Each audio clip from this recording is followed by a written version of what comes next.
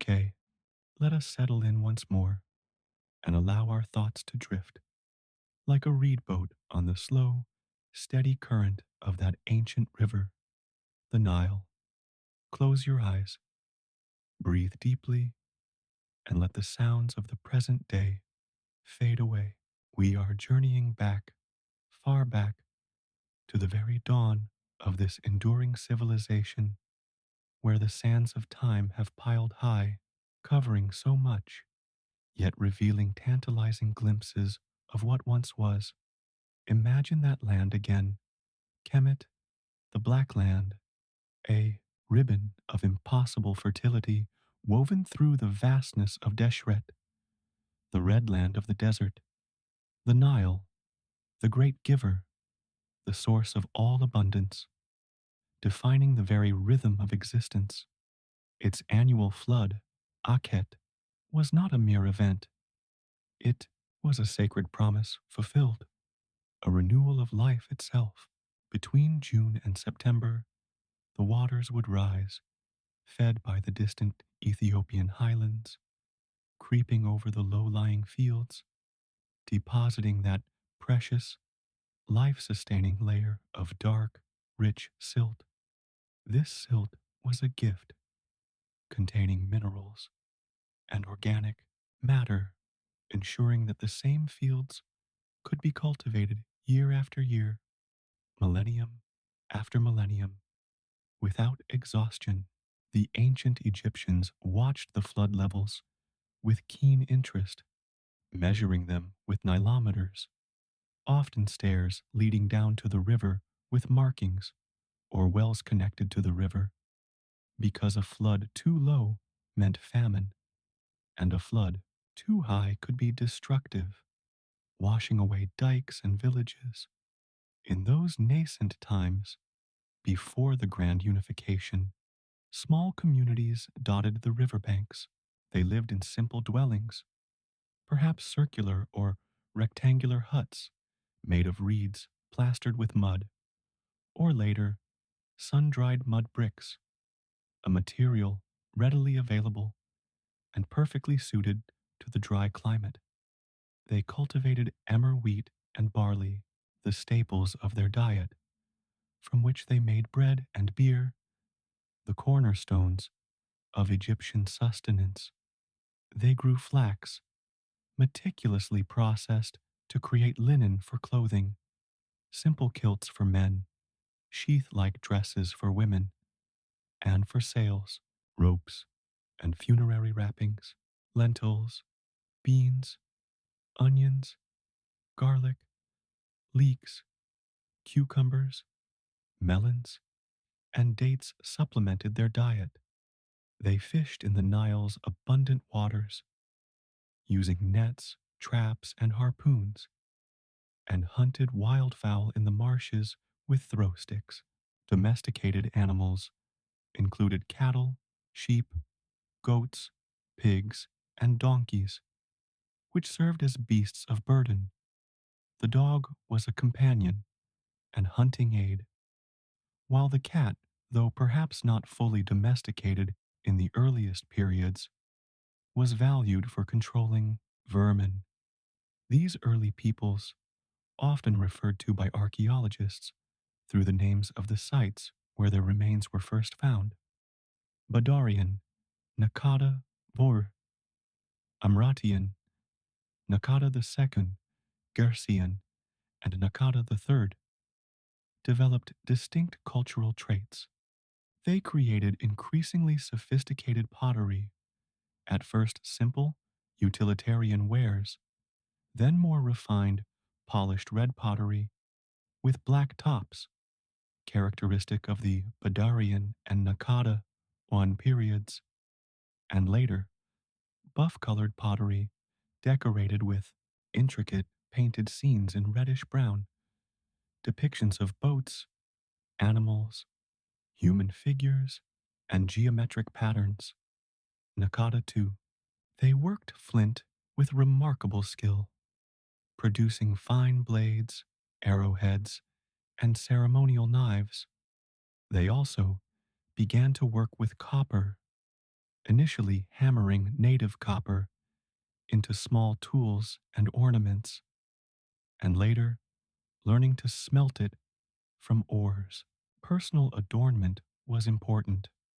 Beads made from stone, shell, faience, a glazed ceramic material, and ivory were common, as were combs and hairpins. Palettes, flat pieces of stone, often siltstone or slate, were used for grinding cosmetic pigments like green malachite and black galena, which were applied around the eyes, not just for beauty, but also for protection against the sun's glare and flies. Some of these palettes became increasingly elaborate, carved with intricate relief scenes, foreshadowing the monumental art to come. As these communities grew, so did social complexity. Some individuals or families accumulated more wealth and status, evidenced by larger and more richly furnished graves. Trade networks developed, both along the Nile and into neighboring regions like Nubia to the south, for gold, ivory, ebony, and exotic animal skins. The Sinai for turquoise and copper, and perhaps even with Mesopotamia, indicated by the appearance of some Mesopotamian style motifs and cylinder seals in late pre dynastic Egypt. The need to manage resources, organize communal labor for tasks like building irrigation channels or defensive walls, and regulate trade likely led to the emergence of local chieftains or leaders. Gradually, larger political entities, or proto kingdoms, began to form in both Upper Egypt, the Long Valley in the south, and Lower Egypt, the fertile delta in the north. Hierakonpolis, ancient Nekhen, in Upper Egypt, seems to have been a particularly important center, with evidence of elite burials, early temple structures, and some of the earliest examples of monumental art, like the Painted Tomb 100, with its scenes of boats and combat. Other significant centers included Abydos and Nakada in the south, and Buto and Madi in the north. These regions developed their own symbols of power. The white crown, Hedjet, for Upper Egypt, often associated with the goddess Nekbet, the vulture, and the red crown, Deshret, for Lower Egypt, associated with the goddess Wajet, the cobra. The culmination of this long process of state formation was the unification of Upper and Lower Egypt around 3100 BCE, traditionally attributed to a ruler named Menes, who is often identified with Narmer, a king whose name appears on the famous Narmer palette. This remarkable artifact, a large ceremonial siltstone palette, depicts Narmer wearing the white crown on one side, smiting an enemy, and the red crown on the other, surveying decapitated foes, clearly symbolizing his dominion over both lands.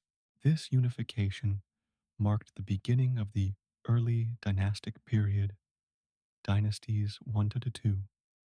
The pharaohs of these early dynasties, ruling from a newly established capital at Memphis, in Abu Hej, White Walls, near the junction of Upper and Lower Egypt, worked to consolidate their control, establish a centralized administration, and develop the ideology of divine kingship.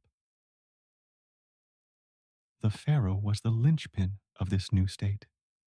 He was Horus, the falcon god, the living embodiment of divine power on earth.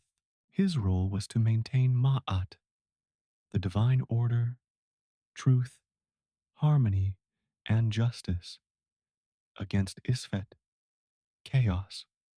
This cosmic responsibility legitimized his absolute authority. The administration that served him grew in complexity. A vizier, Dyati, emerged as the chief minister, overseeing various departments of state, including the treasury, granaries, public works, and the judiciary. Royal officials, scribes, and priests managed the affairs of the kingdom. Writing, in the form of hieroglyphs, sacred carvings, became more standardized and widespread, used for recording royal annals, religious texts, administrative documents, and labeling goods. A simpler cursive script, hieratic, written with reed pens on papyrus, was developed for more rapid, everyday writing. Royal tombs from this period, found at Abydos, for the first dynasty pharaohs like Aha, Jer, Jet, Den, and Semerket, and Saqqara for some second dynasty pharaohs and high officials, were increasingly elaborate. They consisted of subterranean burial chambers, often lined with wood or mud brick, and covered by a rectangular, flat topped superstructure called a mastaba, Arabic for bench. These mastabas were initially made of mud brick, and later some incorporated stone elements.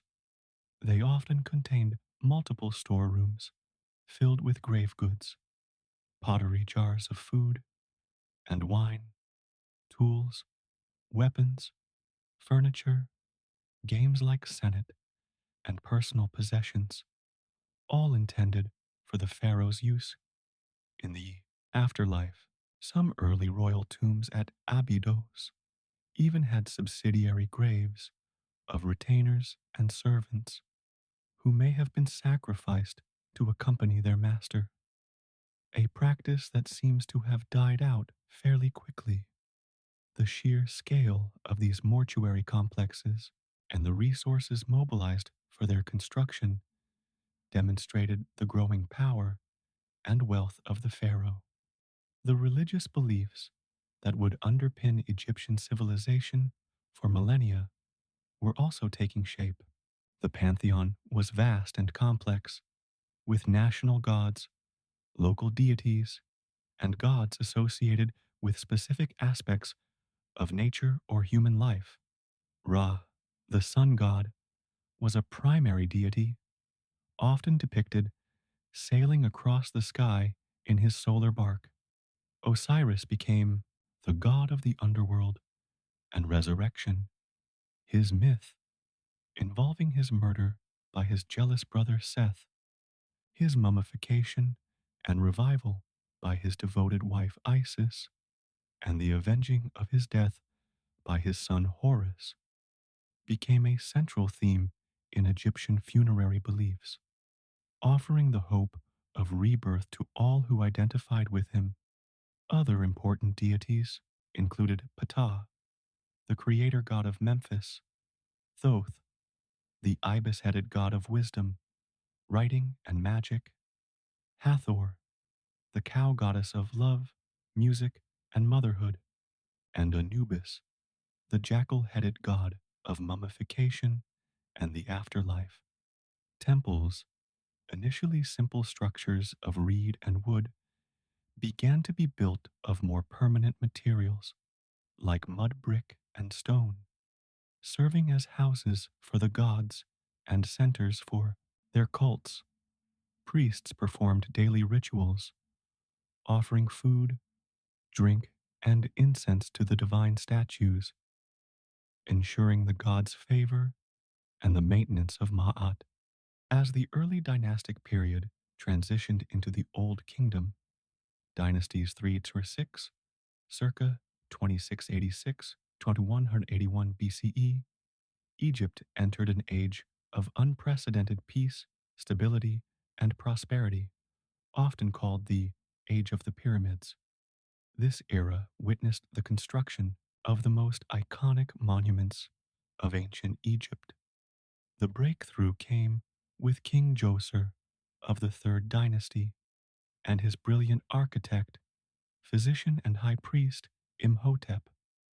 Imhotep conceived and oversaw the construction of the step pyramid at Saqqara, the first colossal stone building in history. It began as a large mastaba, but was then successively enlarged and built upwards in 6 steps, reaching a height of around 62 meters. It was encased in fine white Tura limestone, which would have gleamed brilliantly in the Egyptian sun. The step pyramid was not an isolated structure, but the centerpiece of a vast mortuary complex, surrounded by a 10-meter high limestone wall with a single entrance.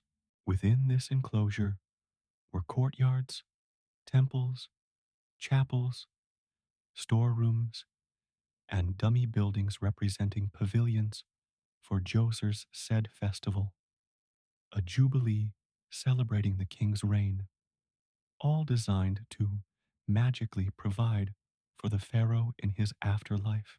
Imhotep's achievement was so remarkable that he was later deified, worshipped as a god of wisdom and medicine. The fourth dynasty pharaohs took pyramid building to its zenith.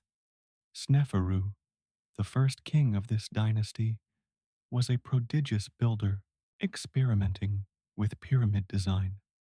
He built at least 3 major pyramids, one at Medum, which started as a step pyramid and was later converted into a true, smooth-sided pyramid, but its outer casing largely collapsed, and 2 at Dashur, the bent pyramid, so called because its builders changed the angle of its slope midway up, perhaps due to concerns about structural stability or a desire to complete it more quickly, and the Red Pyramid, the first successful large-scale true pyramid, named for the reddish hue of its core limestone blocks, though it too was originally cased in white limestone.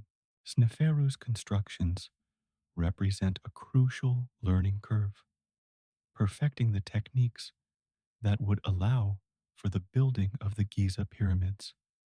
Sneferu's son, Khufu, Cheops to the Greeks, was the builder of the Great Pyramid of Giza, the largest of the 3 and the only one of the 7 wonders of the ancient world still standing.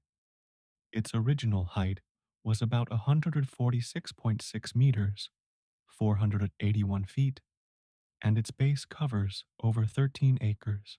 It is composed of an estimated 2.3 million stone blocks, averaging about 2.5 tons each, with some of the granite blocks used in the king's chamber weighing as much as 80 tons. The precision of its construction is astounding. The sides are oriented almost perfectly to the cardinal points, and the differences in the lengths of the sides are remarkably small. The internal structure is complex, with a descending passage leading to an unfinished subterranean chamber, an ascending passage, a grand gallery, a magnificent corbelled passageway, a queen's chamber, a misnomer. Its true purpose is debated, and the king's chamber, which housed Khufu's granite sarcophagus. The king's chamber is protected by 5 stress-relieving chambers built above it to distribute the immense weight of the masonry. The logistics of building such a monument were staggering. It required a highly organized state, capable of quarrying vast quantities of stone, limestone from the Giza plateau itself and nearby Tura, granite from Aswan over 800 kilometers to the south, transporting these massive blocks, likely using sledges pulled by teams of men over prepared ramps and causeways, and barges on the Nile, and dressing and fitting them with great accuracy. The workforce consisted not of slaves, as Herodotus later reported, and as popular imagination often holds, but primarily of conscripted Egyptian peasants who worked on the pyramids during the Akhet season when the Nile flood made agricultural work impossible. They were supplemented by a permanent, skilled workforce of stonemasons, craftsmen, engineers, and scribes. Archaeological discoveries of workers' villages near Giza have revealed bakeries, breweries, and evidence of organized food production and medical care for the laborers. They were organized into gangs or philes, often with names reflecting their pride in their work for the pharaoh. Khufu's successor, Jedefre, built his pyramid complex at Abu Rawash, further north, but it was relatively small and is now largely ruined. The next major builder at Giza was Khafre Chephren, Khufu's son or brother. His pyramid, though slightly smaller than Khufu's, appears taller because it is built on higher ground and retains some of its original polished limestone casing at the apex. Khafre's complex is also famous for the Great Sphinx, a colossal statue with the body of a lion and the head of a human, believed to be Khafre himself, carved from a natural outcrop of limestone. The Sphinx, facing east towards the rising sun, stands as a guardian of the Giza necropolis. It is about 73 meters, 240 feet long, and 20 meters, 66 feet high. Adjacent to Khafre's pyramid is his well preserved valley temple, built of massive granite blocks, where purification rituals were performed before the pharaoh's burial. The third and smallest of the main Giza pyramids was built by Menkaure, Mykerinos, though much smaller than its neighbors. Its lower courses were cased in expensive red granite from Aswan, and it was accompanied by three subsidiary Queen's pyramids, magnificent statues of Menkaure, often depicted with goddesses or his queen, were found in his valley temple, showcasing the superb artistry of the Old Kingdom. These pyramid complexes were not just isolated tombs, they were elaborate religious centers, machines for resurrection. Each complex typically included the pyramid itself, containing the burial chamber, a mortuary temple built against its eastern face, where daily offerings and rituals were performed for the deceased king, a covered causeway leading down to a valley temple on the edge of the cultivation, which served as an entrance to the complex and a place for purification rituals, including possibly the mummification of the king's body, and often smaller subsidiary pyramids for queens and high officials, as well as rows of mastaba tombs for other members of the royal family and the court. The entire Giza Plateau was a carefully planned sacred landscape, a necropolis or city of the dead, mirroring the city of the living, Memphis, across the river. The Old Kingdom was a period of strong, centralized government, with the pharaoh at its apex, supported by a well developed bureaucracy. The vizier remained the chief administrator. Other important officials included the overseer of the treasury, the overseer of granaries, the overseer of public works, and provincial governors called nomarchs, who administered the nomes, provinces into which Egypt was divided. Scribes were essential for record keeping, tax collection, and administration. Justice was administered in local courts, kenbet, and by higher officials, ultimately in the name of the pharaoh. art from the Old Kingdom is characterized by its formality, serenity, and idealized portrayal of figures, reflecting the belief in an eternal, ordered cosmos, Ma'at. Statues of pharaohs and nobles, often made of hard stones like diorite, granite, or schist, convey a sense of timeless dignity and power.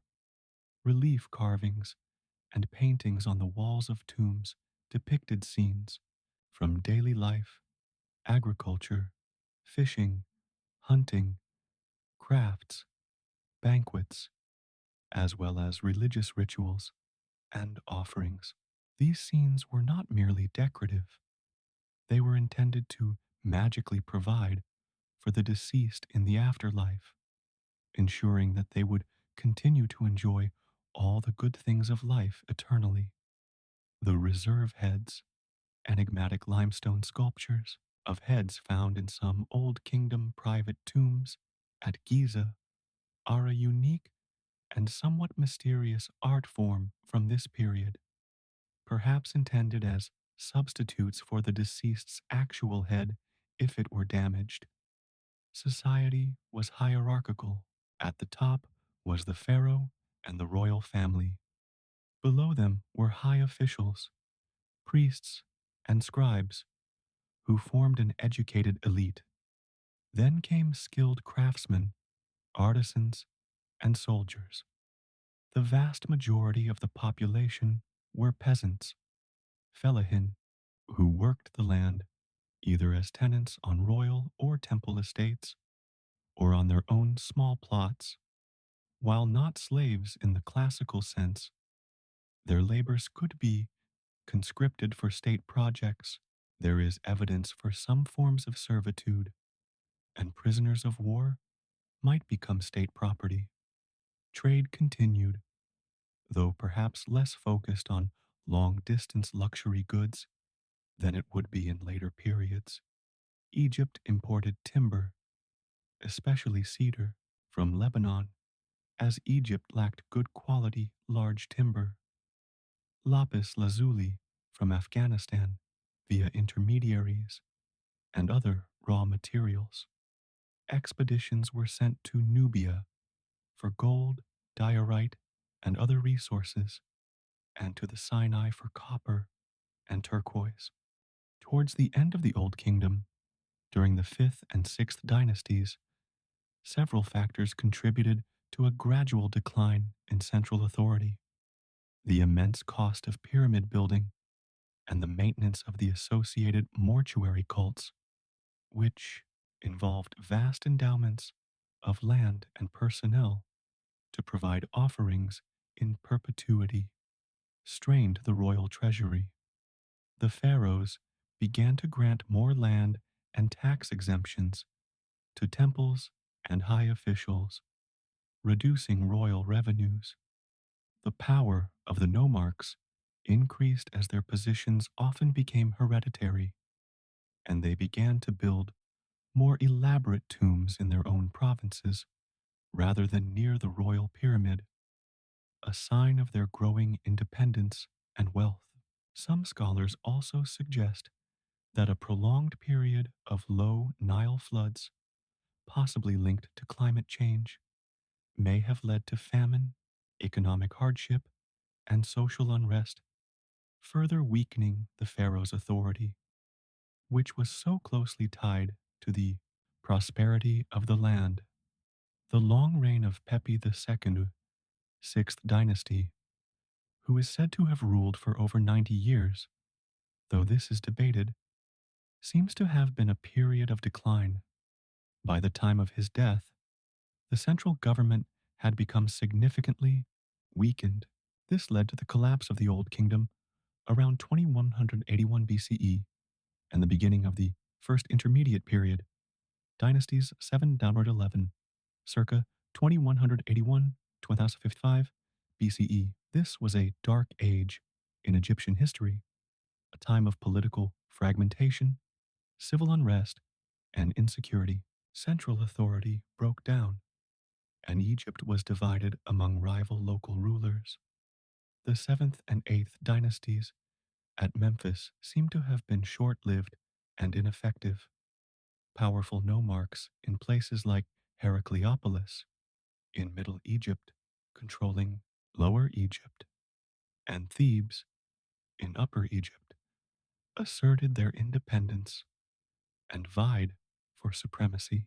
Texts from this period, such as the Admonitions of Ipuwer and the Prophecy of Neferti, paint a bleak picture of chaos, social upheaval, famine, and foreign incursions by Asiatics in the Delta and Nubians in the south. Tomb robbing became rampant. Ma'at had been shattered. However, even in this period of disarray, cultural developments continued. The coffin texts, a collection of funerary spells and incantations written on the inside of coffins, became more common.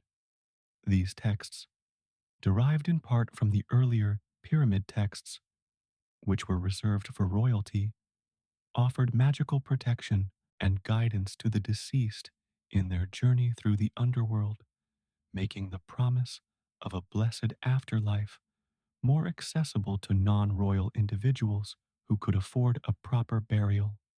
A new style of pessimistic literature emerged, reflecting the anxieties of the time. Autobiographical inscriptions in the tombs of nomarchs emphasized their local achievements, their ability to provide for their people during times of hardship, and their independence from a distant or non existent central authority. Out of this turmoil, the rulers of Thebes, the Intef and Mentuhotep families of the 11th dynasty, gradually gained power and began the process of reunifying Egypt. They expanded their control northwards and southwards, eventually challenging the Heracleopolitan rulers for control of the entire country. After a prolonged period of conflict, Mentuhotep II, around 2055 BCE, finally defeated his northern rivals and re-established centralized rule over all of Egypt. This event marks the beginning of the Middle Kingdom, dynasties 11 to 13, circa 2055 1650 BCE, often considered a classical age of Egyptian culture. Mentuhotep II made Thebes his capital and built an innovative mortuary complex at Deir el Bahri on the west bank of the Nile, which combined elements of a rock cut tomb and a terraced temple, perhaps foreshadowing Hatshepsut's later temple nearby. The pharaohs of the 12th dynasty, who succeeded the Mentuhoteps, were particularly strong and capable rulers. The founder of this dynasty, Amenemhat-Reller, originally a vizier under Mentuhotep IV, moved the capital from Thebes to a new city called Ichdawi, Caesar of the Two Lands, strategically located near the Fayum Oasis, south of Memphis. This move, perhaps aimed to better control both Upper and Lower Egypt and to distance the rulers from the powerful Theban nobility and priesthood of Amun.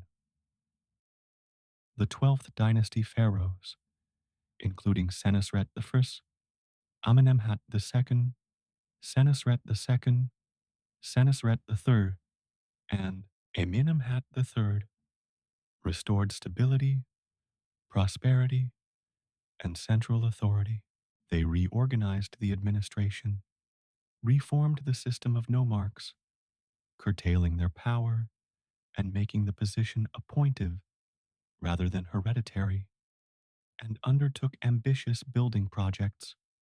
Royal tombs in this period were often pyramids, but they were generally smaller than their Old Kingdom predecessors and frequently built with a core of mud brick and an outer casing of limestone, which was more economical but less durable.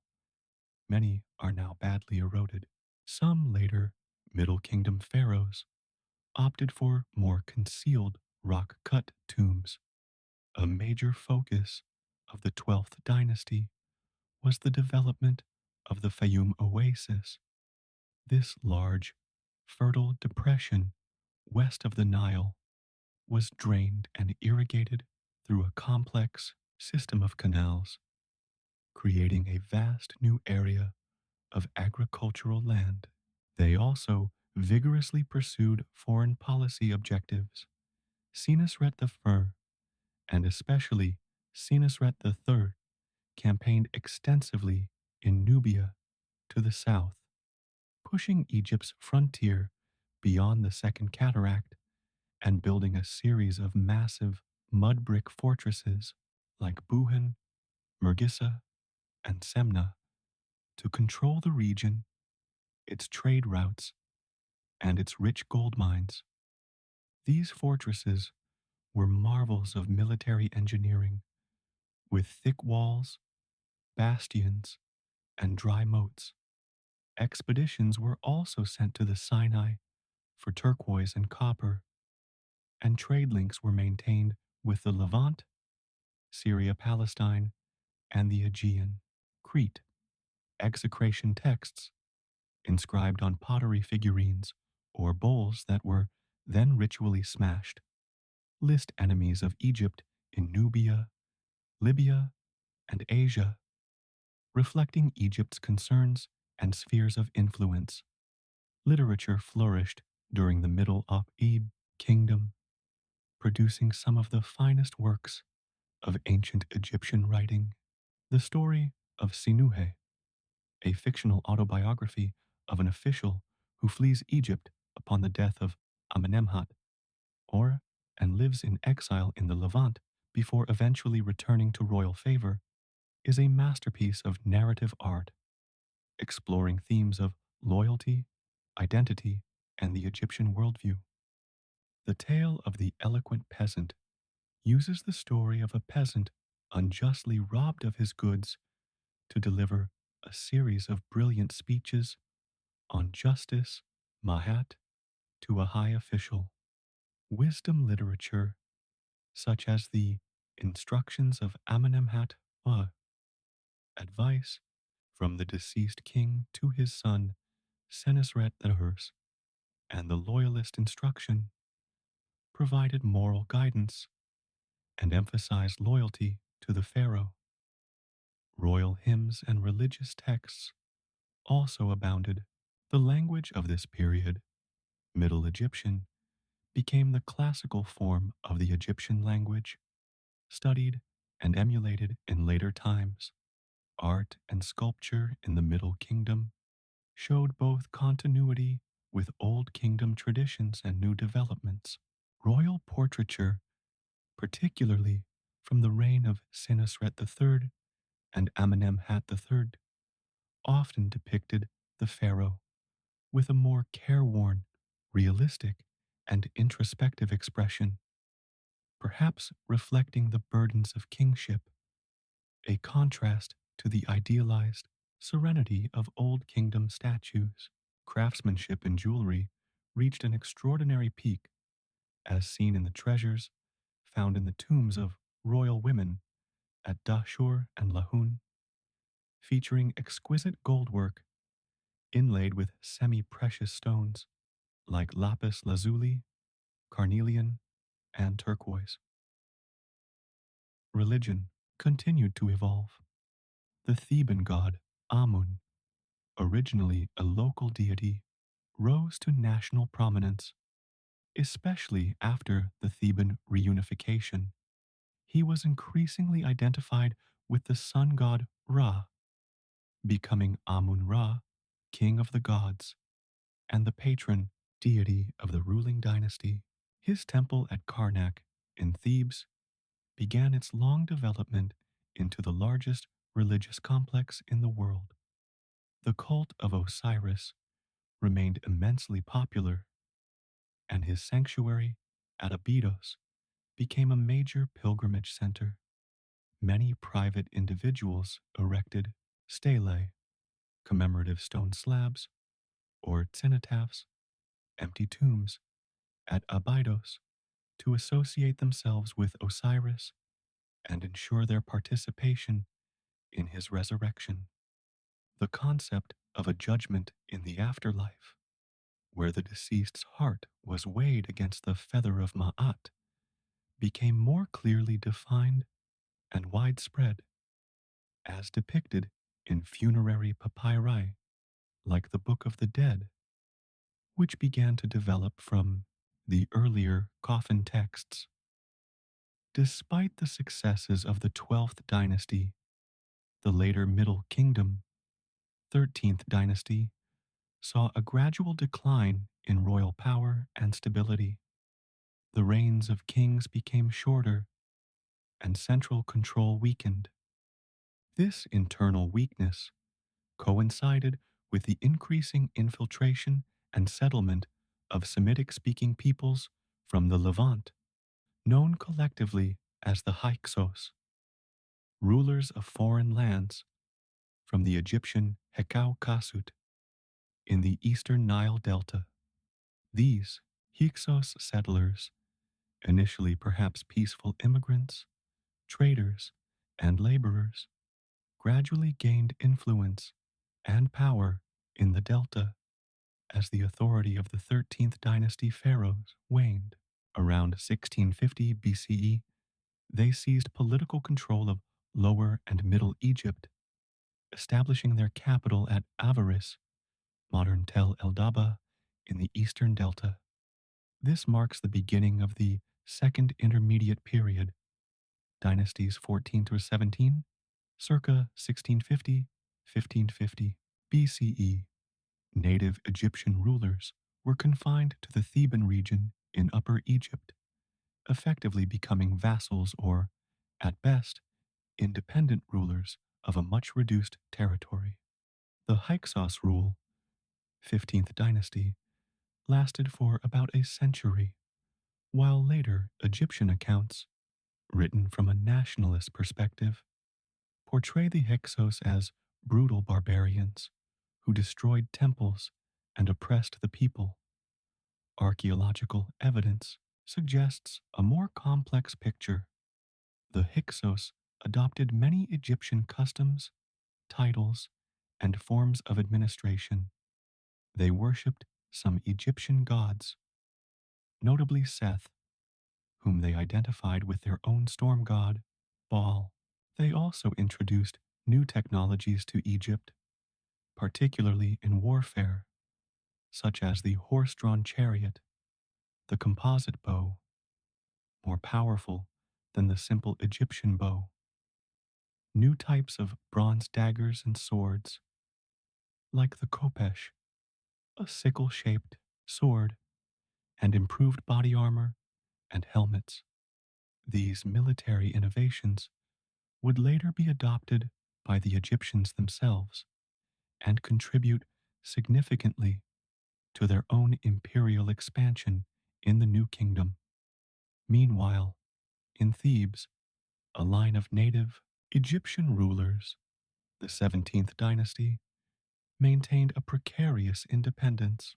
They chafed under Hyksos domination and eventually began a war of liberation. Sequenenretau, one of these Theban kings, fought against the Hyksos. His mummy, found at Deir el-Bahri, shows evidence of horrific head wounds, suggesting he died violently in battle. His elder son, Kamose, continued the fight, campaigning northwards and pushing the Hyksos back. Kamose's stelae record his determination to expel the Asiatics and reunify Egypt. It was Kamose's younger brother, Amos the Firmus, who finally succeeded in this endeavor.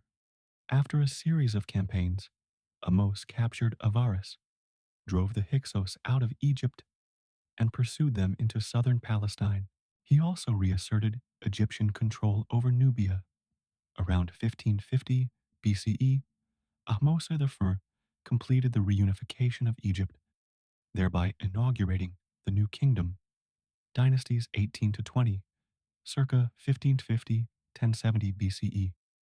the most glorious and imperialistic period of Egyptian history. The New Kingdom was an age of empire, wealth, and monumental building on an unprecedented scale. Having learned the bitter lesson of foreign invasion and domination, the pharaohs of this era pursued an aggressive foreign policy, creating a vast Egyptian empire that stretched from the fourth cataract of the Nile in Nubia to the Euphrates River in Syria. Egypt became a major international power, interacting with other great powers of the late Bronze Age, such as the Mitanni, Kassita Babylonia, Hatti, the Hittites, and the Mycenaean kingdoms of the Aegean. Tribute and trade poured into Egypt from its empire and beyond, making it fabulously wealthy. Thebes, the city of Amun Ra, became the religious and, for much of the period, the administrative capital. The pharaohs of the New Kingdom lavished enormous wealth on the temples of Amun Ra at Karnak and Luxor, transforming them into colossal complexes of pylons, courtyards, hypostyle halls, and sanctuaries. The priesthood of Amun became immensely powerful and wealthy. A significant change in royal burial practices occurred. Instead of pyramids, which were too conspicuous and prone to robbing, the New Kingdom pharaohs chose to be buried in deep, rock cut tombs, hidden away in a desolate valley on the west bank of the Nile at Thebes, known today as the Valley of the Kings, Biban el Muluk. Their mortuary temples, where their funerary cults were maintained, were built separately on the edge of the cultivated land, facing the river and the temples of Karnak and Luxor on the east bank.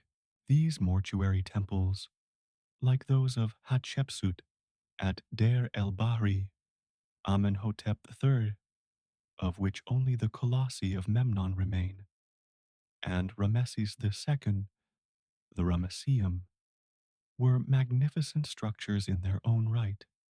The 18th dynasty was a period of extraordinary rulers and dramatic events.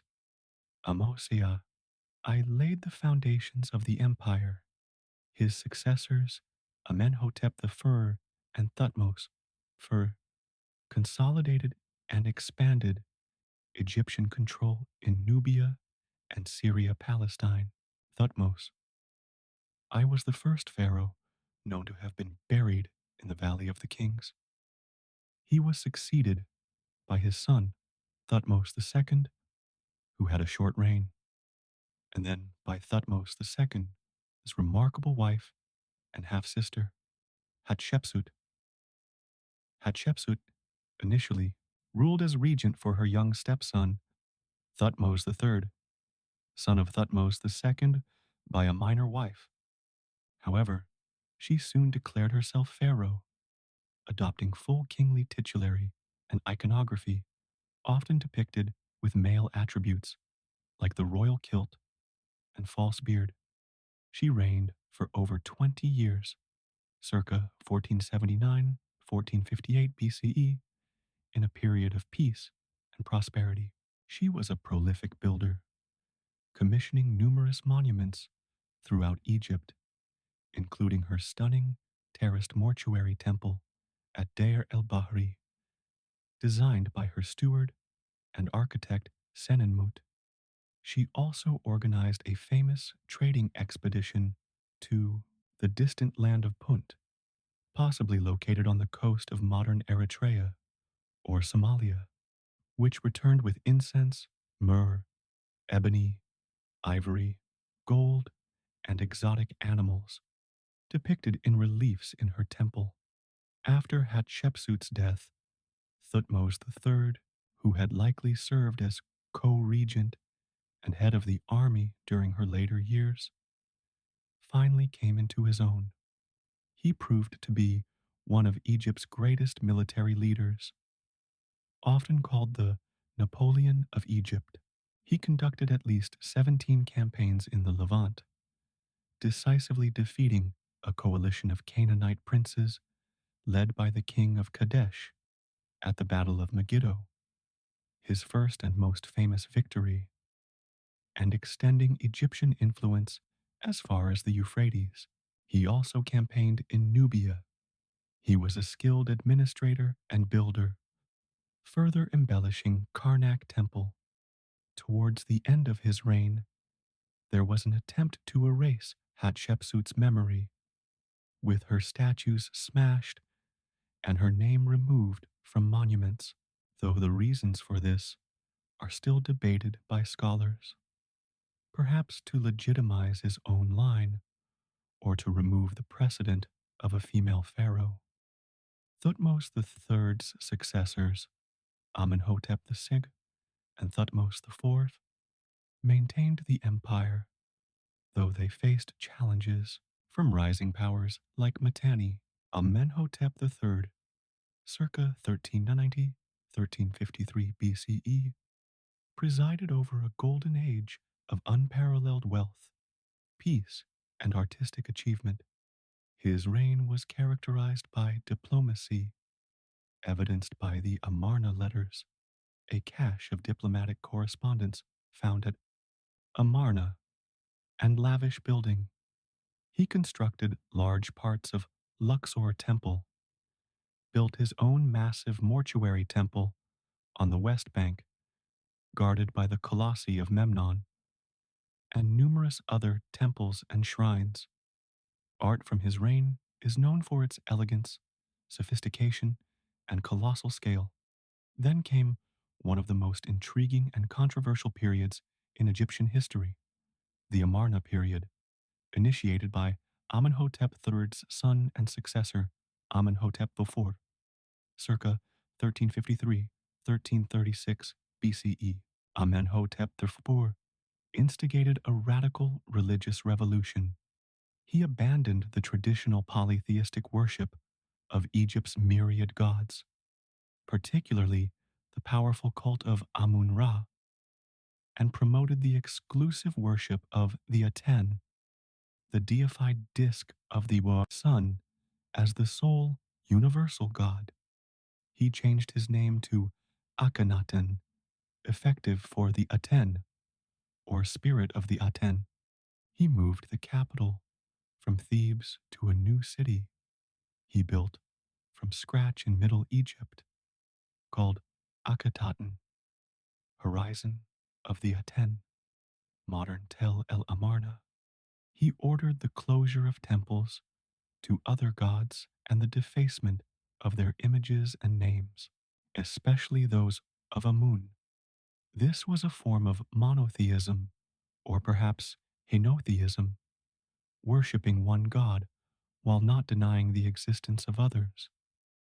Though Akhenaten's rhetoric often approached exclusivity, the great hymn to the Aten, attributed to Akhenaten, praises the Aten as the creator and sustainer of all life.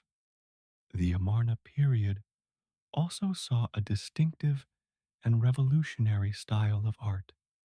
Traditional conventions of idealized formal representation were abandoned in favor of a more naturalistic, sometimes exaggerated, and even expressionistic style.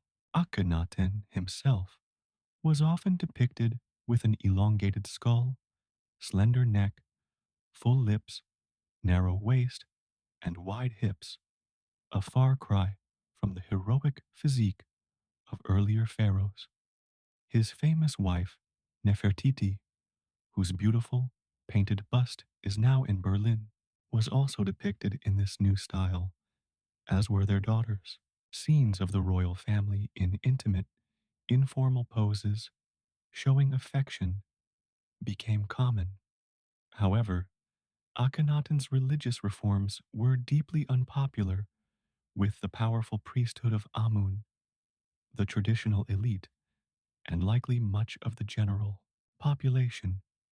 His focus on the Aten cult may have also led to a neglect of foreign policy as suggested by some of the Amarna letters, which show vassal rulers in Syria Palestine pleading for Egyptian help against rivals and invaders.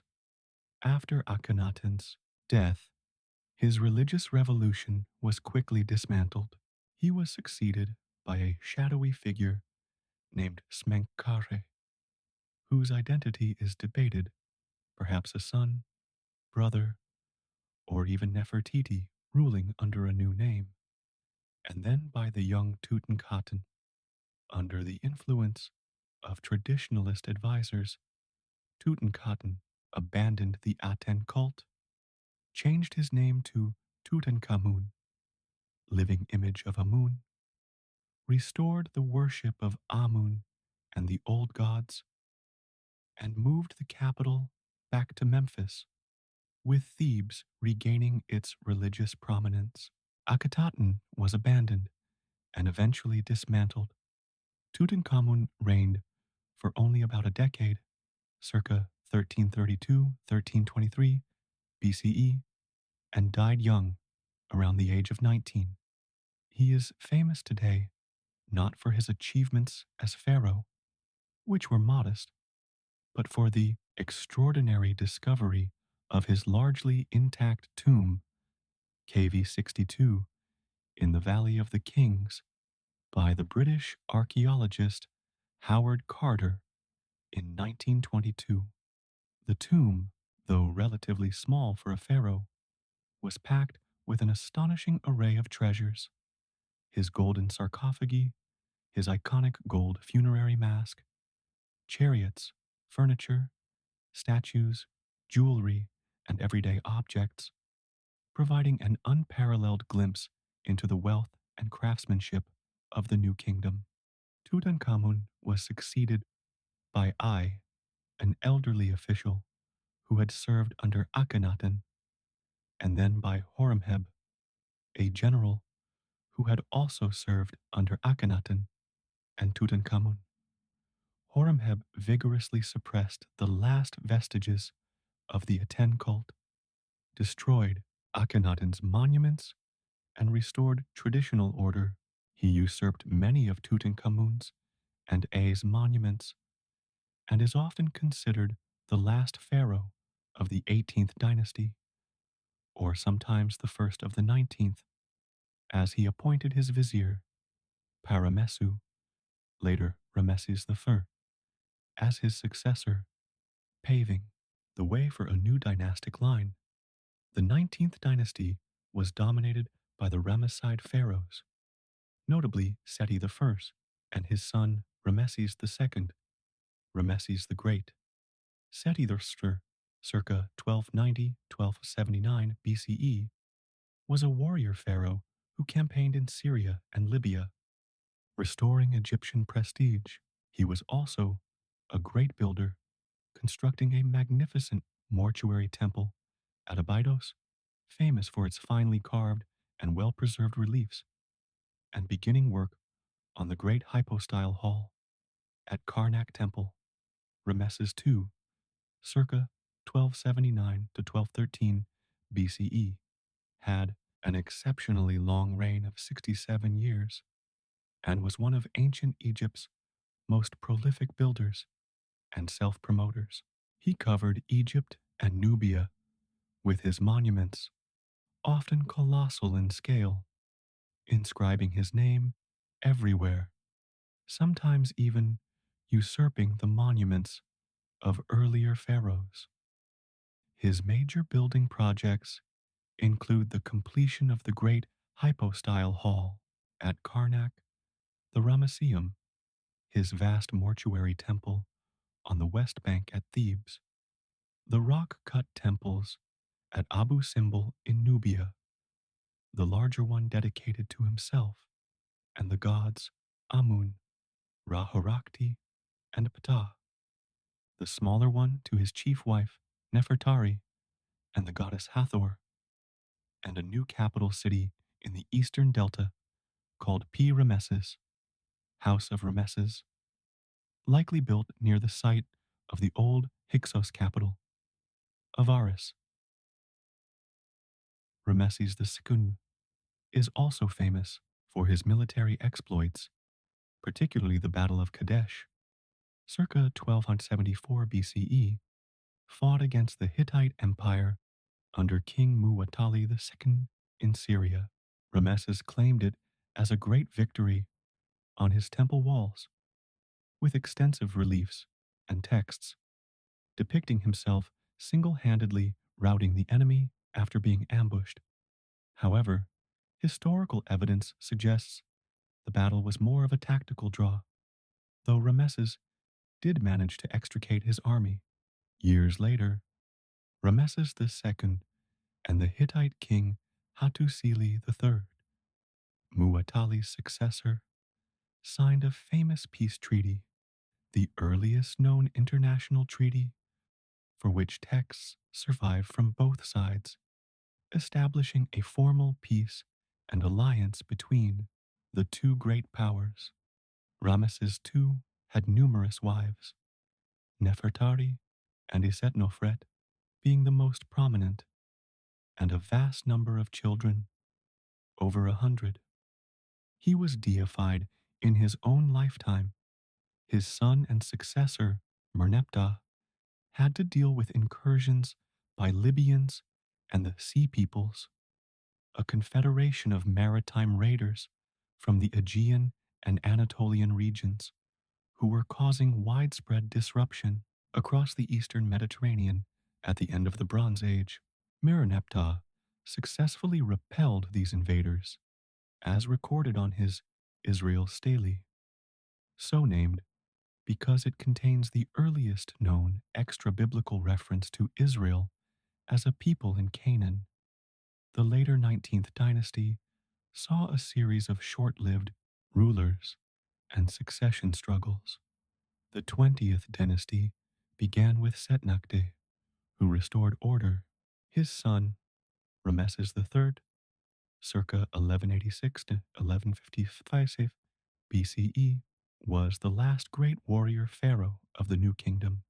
He successfully defended Egypt against further major invasions by the Libyans and two waves of sea peoples, recording his victories on the walls of his magnificent mortuary temple at Medinet Habu on the west bank at Thebes. However, these wars, though successful, exhausted Egypt's resources. Ramesses III's reign also saw internal problems, including the first recorded labor strike in history by workers in the royal necropolis at Deir el Medina who had not received their rations, and a harem conspiracy that may have led to his assassination. The later Ramesside pharaohs, Ramesses IV to Ramesses Abarukunt, presided over a period of steady decline. Royal authority weakened, while the power and wealth of the high priests of Amun at Thebes grew, eventually rivaling that of the pharaoh. There were economic problems, including inflation, corruption, and widespread tomb robbing in the Valley of the Kings, as evidenced by court documents recording investigations and trials of tomb robbers. Egypt lost control of its empire in Asia and much of Nubia. By around 1070 BCE, the new kingdom effectively came to an end. The last Ramesside pharaoh, Ramesses IV, lost control of Upper Egypt to Herihor, the high priest of Amun at Thebes, who assumed royal titles. In the north, Smendes, a powerful official in the Delta, also declared himself king, ruling from Tanis. This division marked the beginning of the Third Intermediate Period, dynasties 2125, circa 1070-664 BCE. During this period, Egypt was politically fragmented.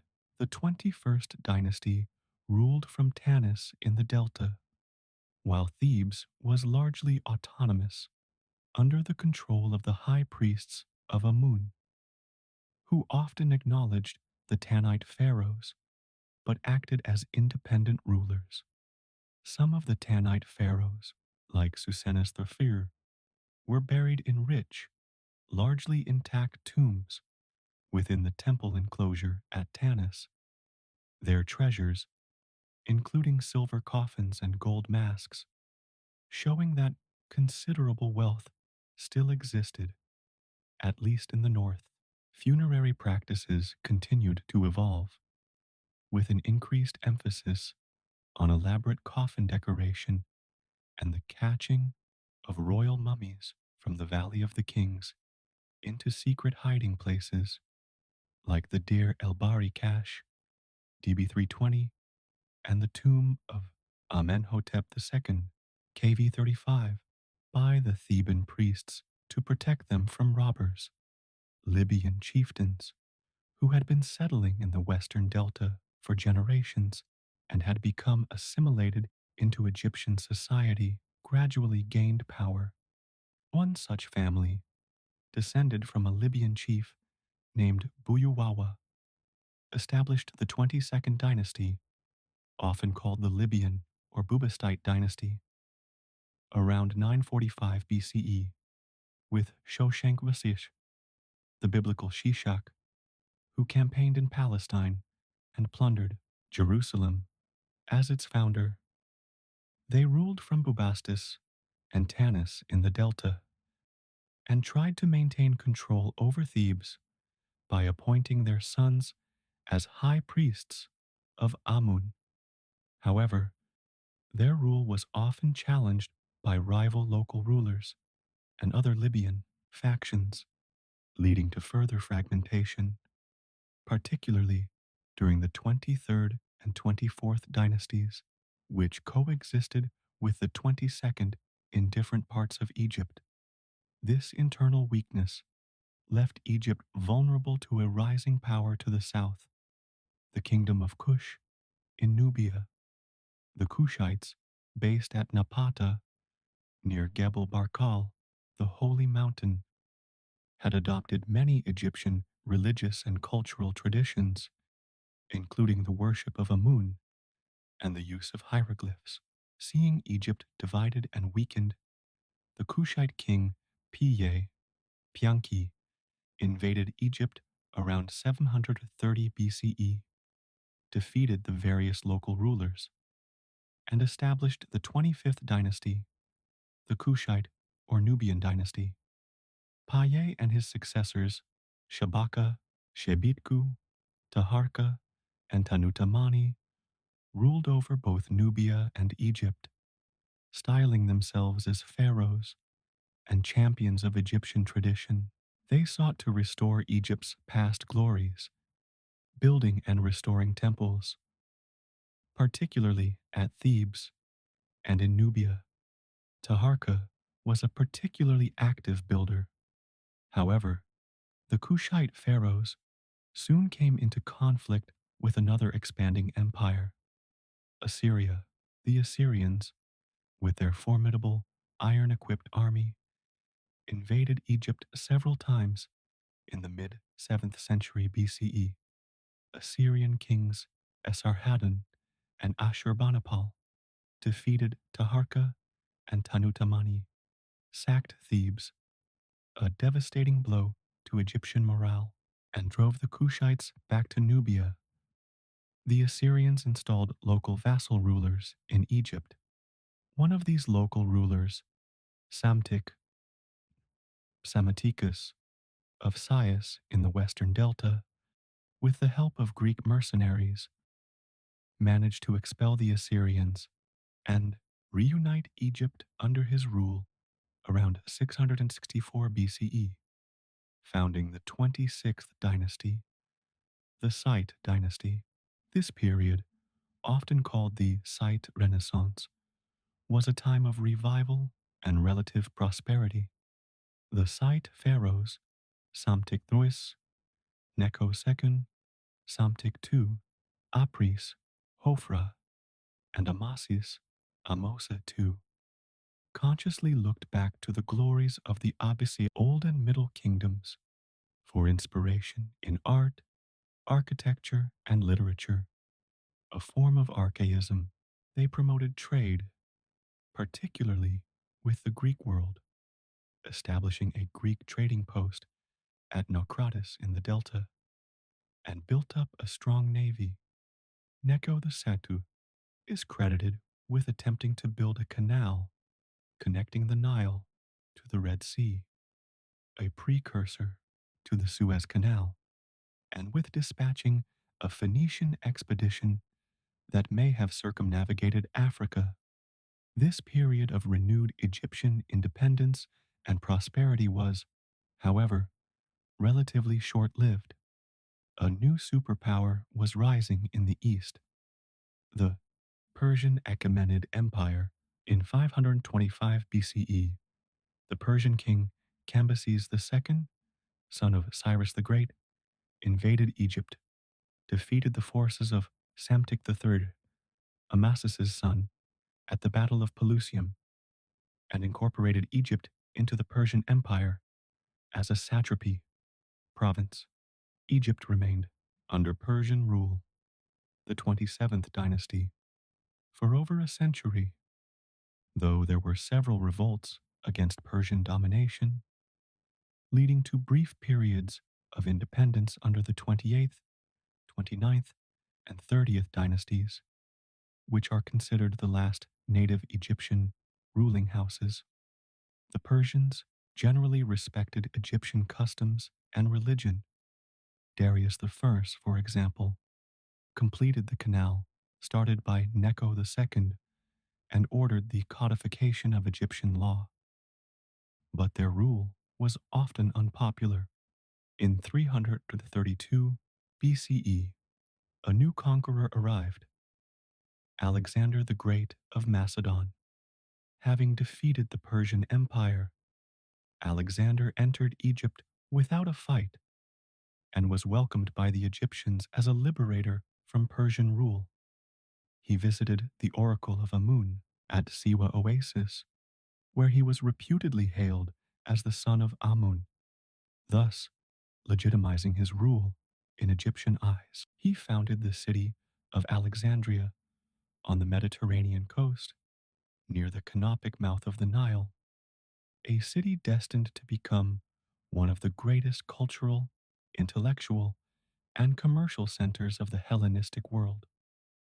After Alexander's sudden death in Babylon in 323 BCE, his vast empire was divided among his generals, the Diadochi, or successors.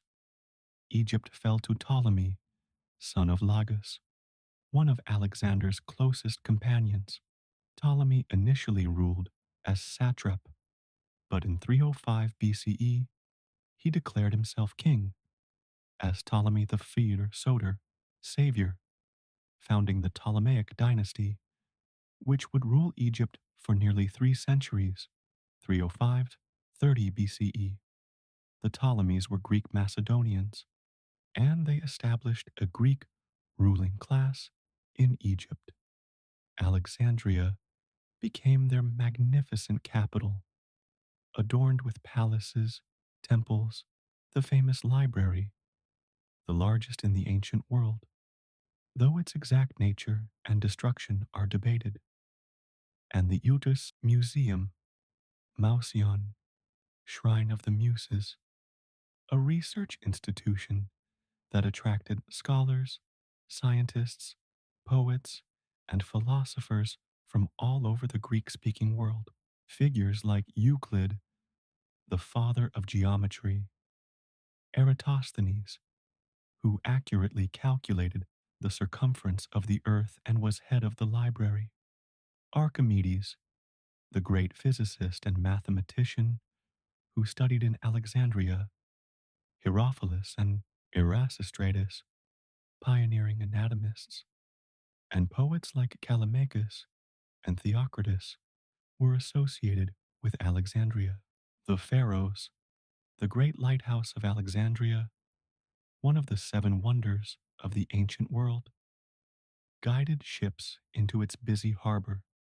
The Ptolemies ruled Egypt as pharaohs, adopting traditional Egyptian royal titulary, and iconography. They patronized the Egyptian priesthood and built and restored temples in the traditional Egyptian style, such as the magnificent temples of Horus at Edfu, Hathor at Dendera, Isis at Philae, and Khnum at Esna. These temples, though built by Greek rulers, are some of the best preserved examples of ancient Egyptian religious architecture. They also promoted the syncretic cult of Serapis, a Greco Egyptian god combining aspects of Osiris and Apis with Greek deities like Zeus, Hades, and Asclepius, in an attempt to bridge the cultural gap between Greeks and Egyptians. Greek became the language of administration, and many Greeks and Macedonians settled in Egypt, particularly in Alexandria and new towns founded in the countryside, like Ptolemais Hermiou in Upper Egypt and various settlements in the Fayum. The Egyptian agricultural system, managed efficiently by the Ptolemaic bureaucracy, continued to produce great wealth, particularly from grain exports, which were vital to the Hellenistic kingdoms and later to Rome. Papyrus production was also a major industry. However, Ptolemaic rule was not without its problems. There were frequent dynastic struggles, often involving sibling rivalries, assassinations, and civil wars within the royal family. Many Ptolemaic rulers married their sisters, following an ancient Egyptian royal custom, but this often led to complex and contentious successions. There were also native Egyptian revolts, particularly in Upper Egypt, fueled by heavy taxation, resentment of Greek domination, and nationalist sentiments. The Rosetta Stone, discovered in 1799, is a trilingual decree, hieroglyphic, Demotic, and Greek, issued in 196 BCE during the reign of Ptolemy Psirth Epiphanes, which records concessions made to the Egyptian priesthood in an attempt to quell such unrest. As the Ptolemaic kingdom weakened internally and the Roman Republic rose to become the dominant power in the Mediterranean, Egypt increasingly fell under Roman influence. The later Ptolemies often relied on Roman support to maintain their thrones. The last Ptolemaic ruler was the famous Cleopatra VII Philopator, reigned 51 to 30 BCE. She was a highly intelligent, ambitious, and charismatic queen, fluent in many languages, including Egyptian. Unlike most of her predecessors, she sought to restore Egypt's power and independence by skillfully navigating the turbulent politics of the late Roman Republic. She formed alliances and had children with two of Rome's most powerful figures, Julius Caesar, who helped restore her to the throne after a dynastic dispute with her brother husband Ptolemy III, and later Mark Antony, with whom she had a famous love affair and political partnership aiming to rule a vast Eastern empire. However, Cleopatra and Antony's ambitions brought them into conflict with Caesar's heir, Octavian, later Emperor Augustus. Octavian defeated their combined forces at the naval battle of Actium in 31 BCE. Antony and Cleopatra fled back to Egypt as Octavian's forces approached Alexandria. In 30 BCE, Antony committed suicide. Cleopatra, seeing no hope of preserving her kingdom or her own rule, also chose suicide, traditionally by the bite of an asp, though this is debated.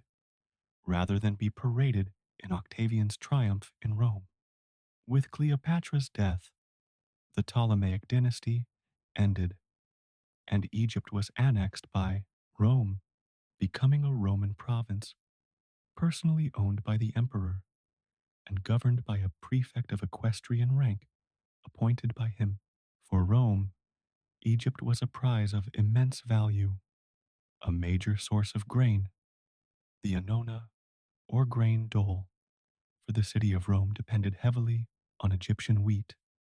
Wealth, from taxes and state owned resources like quarries and mines, and strategic importance.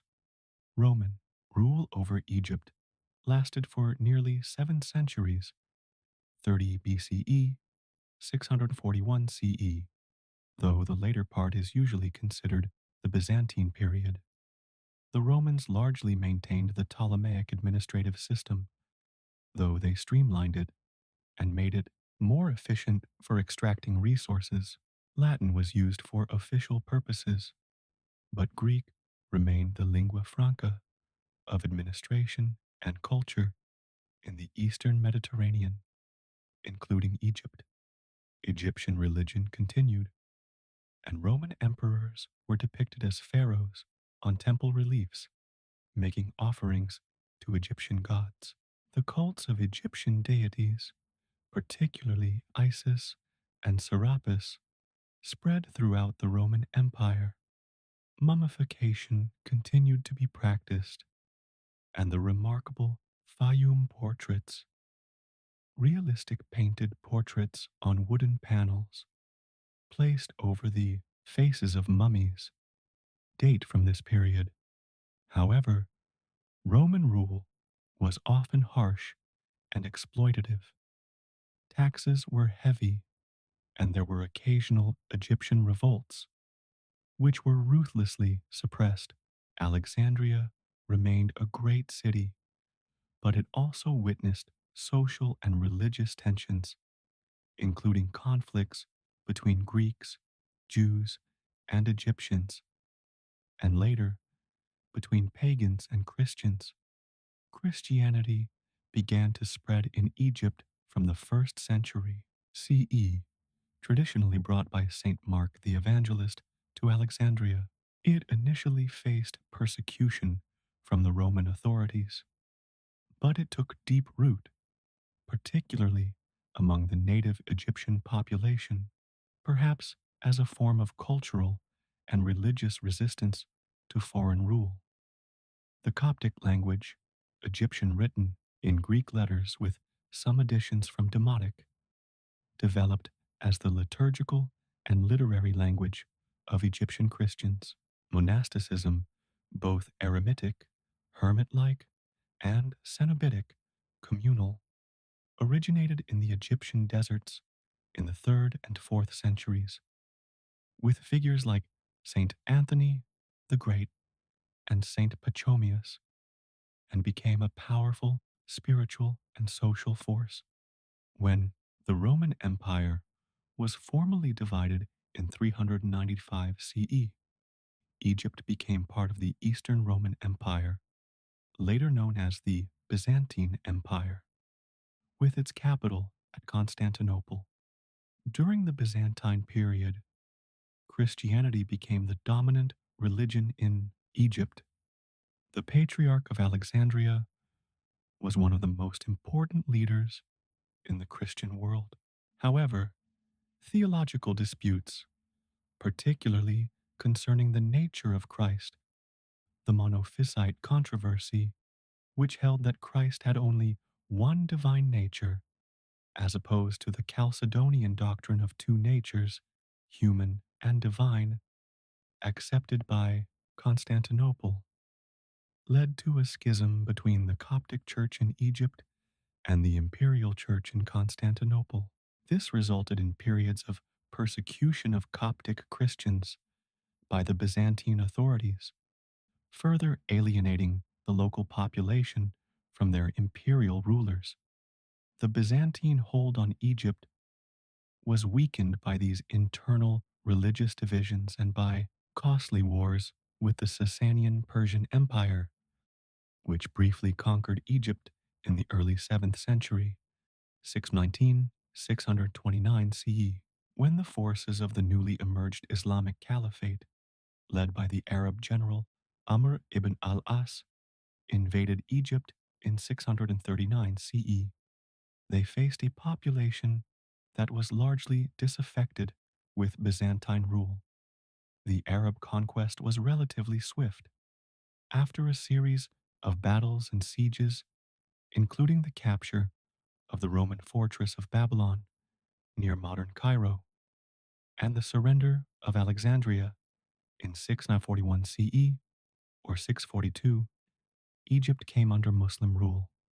Amr ibn al-As established a new administrative capital, Fustat, on the east bank of the Nile, south of Babylon. This marked a profound turning point in Egyptian history, the beginning of the Islamic era.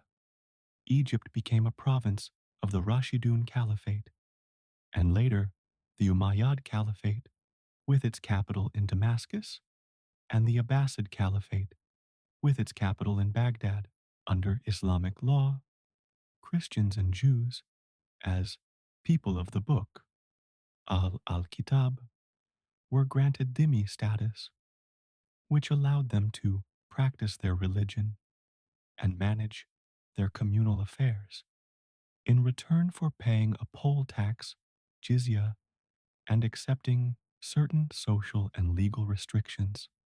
Conversion to Islam was a gradual process occurring over centuries, driven by various factors, including social and economic advantages, intermarriage, and genuine religious conviction.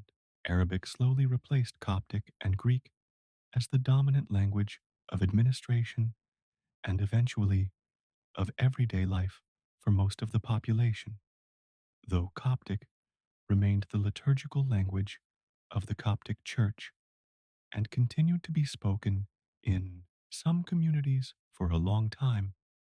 The early Islamic governors maintained much of the existing administrative machinery, adapting it to serve the needs of the caliphate. Egypt continued to be a vital source of grain and revenue. The Nile's irrigation system was maintained and sometimes extended. New canals were dug and land reclamation projects undertaken. Over time, Egypt's connection to the distant caliphal centers in Damascus or Baghdad sometimes weakened, leading to periods of greater local autonomy. In 868 CE, Ahmad ibn Tulun, a Turkic soldier sent by the Abbasid Caliph as governor, established a de facto independent dynasty, the Tulunids. He built a new capital, Al-Kata'i, north of Fustat, and the magnificent mosque of Ibn Tulun, which still stands as a masterpiece of early Islamic architecture in Egypt. The Tulunids ruled Egypt and Syria for a few decades before the Abbasids reasserted direct control. Another short lived dynasty, the Ikhshidis, also of Turkic origin, ruled Egypt with considerable autonomy from 935 to 969 CE. A more significant change came in 969 CE with the conquest of Egypt by the Fatimids, an Ismaili Shia dynasty from North Africa. The Fatimid general Jawhar al-Sikili founded a new royal city, Al-Qahira, the Victorious, which became Cairo. The Fatimids established their own caliphate in Egypt, rivaling the Sunni Abbasid caliphs in Baghdad. Cairo, under the Fatimids, became a major political, economic, and cultural center. They built the great Al-Azhar Mosque and University, initially for Ismaili learning, which later became a leading center of Sunni scholarship. The Fatimid period, 969 1171 CE, was generally one of prosperity and cultural brilliance, with flourishing trade, arts, and sciences. However, The later Fatimid caliphs became weak, with power often held by their viziers or military commanders. The Crusades, launched from Europe at the end of the 11th century, also posed a threat.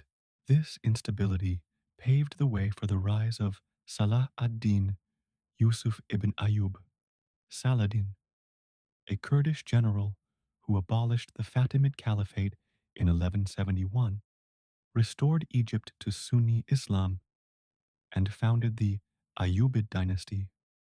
Saladin is famous for his campaigns against the Crusaders, particularly his recapture of Jerusalem in 1187. He and his successors fortified Cairo, building the citadel, and established many madrasas, Sunni theological schools. The Ayyubids relied heavily on Mamluks, slave soldiers of Turkic and later Circassian origin. In 1250, these Mamluks seized power, establishing the Mamluk Sultanate 1250 1517. The Mamluks were a unique military oligarchy. They famously defeated the Mongols at Ain Jalut in 1260, saving Egypt and the Levant from Mongol devastation. They also drove the last crusaders from the mainland.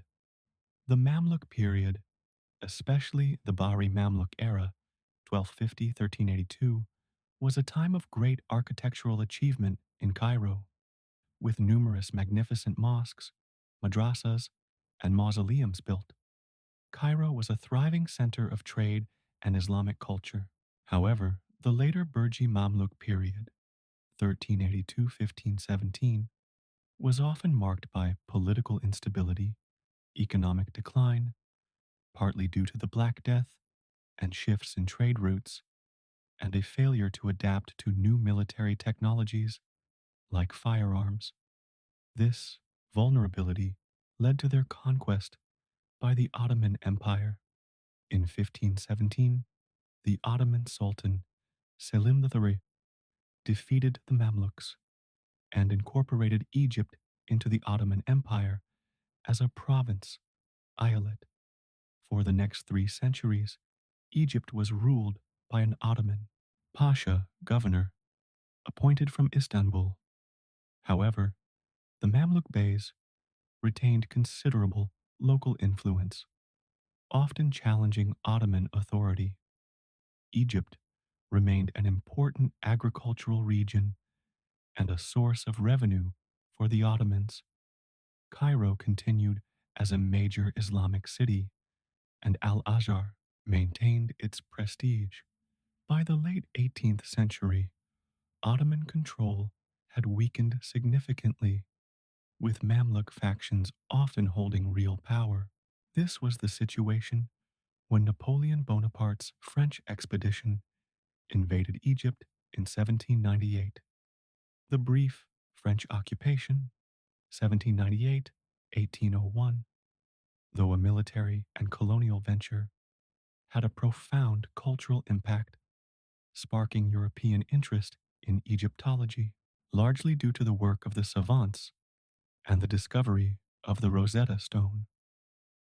After the French withdrawal, a power vacuum ensued, out of which Muhammad Ali Pasha, an Albanian officer in the Ottoman army, emerged as the ruler of Egypt by 1805.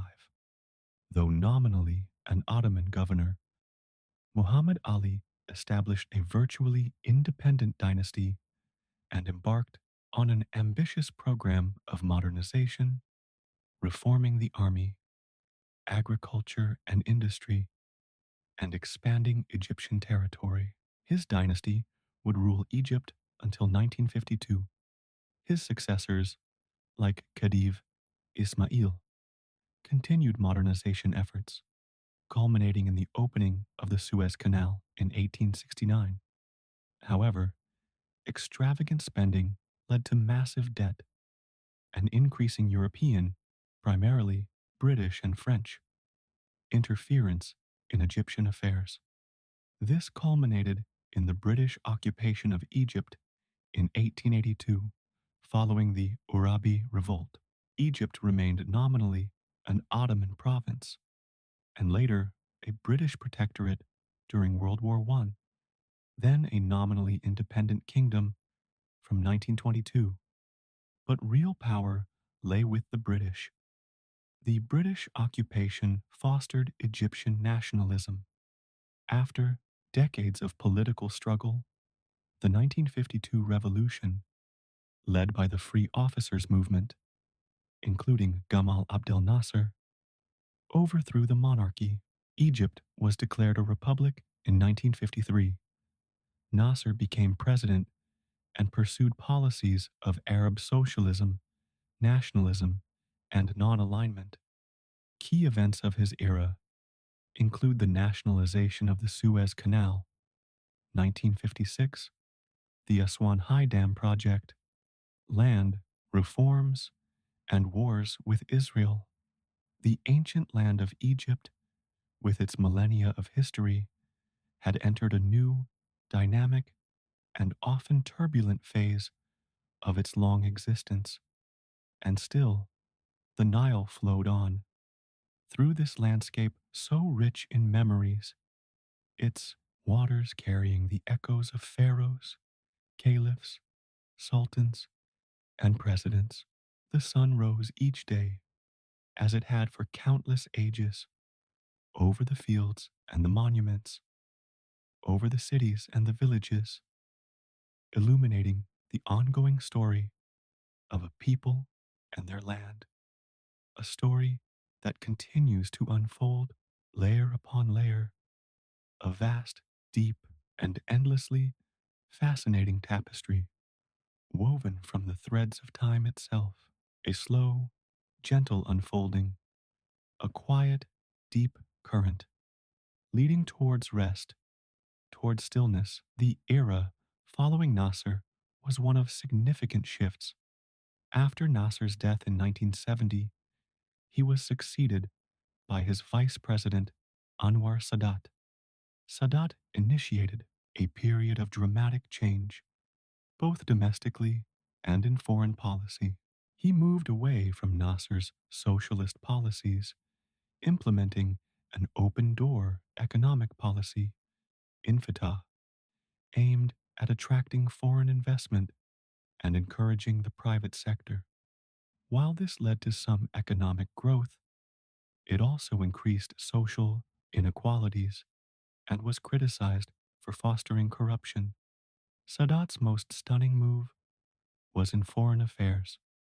After launching the October War, Yom Kippur War, in 1973 against Israel, along with Syria, which achieved initial successes and restored some Arab pride after the defeat of 1967, Sadat embarked on a bold peace initiative. He made a historic visit to Jerusalem in 1977, addressing the Israeli Knesset. This led to the Camp David Accords in 1978, brokered by U.S. President Jimmy Carter, and a formal peace treaty between Egypt and Israel in 1979. Egypt regained the Sinai Peninsula, which Israel had occupied since 1967. For these efforts, Sadat and Israeli Prime Minister Menachem Begin were awarded the Nobel Peace Prize. However, the peace treaty with Israel was highly controversial in the Arab world, leading to Egypt's suspension from the Arab League and Sadat's increasing isolation. Domestically, Sadat faced growing opposition from various quarters, including Nasserists, leftists, and increasingly Islamist groups, whom he had initially encouraged to some extent as a counterbalance to the left. In September 1981, he launched a major crackdown, arresting hundreds of political opponents. Just a month later, on October 6, 1981, during a military parade commemorating the October War, Sadat was assassinated by Islamist army officers. Sadat's vice president, Hosni Mubarak, succeeded him and became president of Egypt, a position he would hold for nearly 30 years, 1981 2011. Mubarak's presidency was characterized by a focus on stability and continuity. He maintained the peace treaty with Israel and restored Egypt's ties with other Arab nations. He continued Sadat's economic liberalization policies, though often at a slower pace. He also maintained the emergency law that had been in place since Sadat's assassination, which gave the state broad powers of arrest and detention and restricted political freedoms. Under Mubarak, Egypt experienced a period of relative political stability, but also economic challenges, including high unemployment, especially among youth, poverty, and corruption. The tourism industry became a major source of foreign currency, but it was also vulnerable to regional instability and terrorist attacks. The state maintained a large public sector and bureaucracy. While there was a multi party system in theory, the ruling National Democratic Party, NDP, dominated political life, and elections were widely seen as neither free nor fair. Opposition groups, including the Muslim Brotherhood, which was officially banned but often tolerated to a degree, with its members sometimes running as independents in elections, faced significant restrictions. Social issues, such as access to education, healthcare, and housing, remained pressing concerns for many Egyptians. A growing population put increasing strain on resources and infrastructure. Despite censorship and state control over much of the media, dissenting voices found outlets, particularly with the rise of satellite television and the internet in the later years of Mubarak's rule. By the late 2000s, there was growing discontent with Mubarak's long rule, the perceived stagnation, corruption, police brutality, and the lack of political and economic opportunities. The question of succession also loomed large, with speculation that Mubarak was grooming his son, Gamal Mubarak, to succeed him, a prospect unpopular with many Egyptians, including elements within the military. This simmering discontent erupted dramatically on January 25th, 2011, inspired by the Tunisian revolution that had overthrown its longtime president just weeks earlier. Massive protests, centered in Cairo's Tahrir Square, but also occurring in other cities across Egypt, called for bread, freedom, and social justice, and demanded Mubarak's resignation.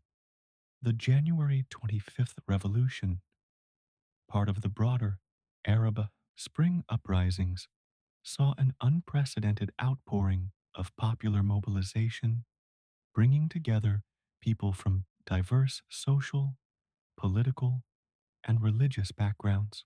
After 18 days of intense protests, clashes with security forces, and immense domestic and international pressure, Hosni Mubarak resigned on February 11th, 2011, handing power over to the Supreme Council of the Armed Forces, SCAF. The SCAF, led by Field Marshal Mohammed Hussein Tantawi, Mubarak's longtime defense minister, managed a turbulent transitional period. The constitution was suspended, parliament dissolved, and promises were made for a transition to civilian rule. However, the SCAF's handling of the transition was often criticized by revolutionary groups for being too slow, for maintaining many aspects of the old regime, and for human rights abuses. There were further protests and clashes during this period. Egypt held its first relatively free and fair parliamentary elections in late 2011 and early 2012, which saw Islamist parties, particularly the Muslim Brotherhood's Freedom and Justice Party, FJP, and the more conservative Salafist Al Noor Party, win a majority of seats. In June 2012, Mohamed Morsi, the FJP candidate, narrowly won the presidential election, becoming Egypt's first democratically elected civilian president. Morsi's presidency, 2012-2013, was fraught with challenges. He faced a deeply divided society, a struggling economy, a skeptical state bureaucracy and judiciary, and a powerful military. His attempts to consolidate power and push through a new constitution drafted by an Islamist dominated constituent assembly were seen by many secularists, liberals, Christians, and other opposition groups as an attempt by the Muslim Brotherhood to monopolize power and impose an Islamist agenda. There were concerns about restrictions on freedom of expression and minority rights. Economic problems persisted, with fuel shortages, power cuts, and declining tourism. Growing discontent with Morsi's rule led to massive popular protests on June 30th, 2013, the first anniversary of his inauguration, demanding his resignation. Millions took to the streets across Egypt. On July 3rd, 2013, following an ultimatum from the military, General Abdel Fattah el-Sisi, then Minister of Defense and Commander-in-Chief of the Armed Forces, announced Morsi's ouster. The constitution was suspended and an interim government was appointed, led by Adli Mansour, the head of the Supreme Constitutional Court. The ousting of Morsi was supported by many Egyptians who had opposed his rule, but it was condemned by his supporters and by some international observers as a military coup. A period of intense political polarization and violence followed. Security forces launched a major crackdown on the Muslim Brotherhood and its supporters, culminating in the dispersal of large sit ins in Cairo in August 2013, which resulted in hundreds of deaths. The Muslim Brotherhood was declared a terrorist organization, and thousands of its members and leaders were arrested. A new constitution was drafted and approved by referendum in early 2014. In May 2014, Abdel Fattah el-Sisi, having retired from the military, was elected president with a landslide victory in an election boycotted by many opposition groups. He was re-elected in 2018.